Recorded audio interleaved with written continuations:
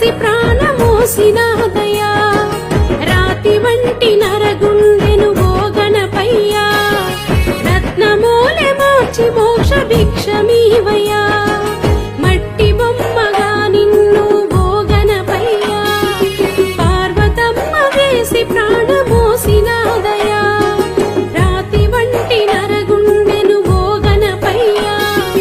రత్నమూలె మార్చి మోక్ష భిక్షమీవయ్యా పానిపాక మందెలసిన విఘ్నరాయడా మా కష్టాలను కడతీర్చగ వచ్చినావయ్యా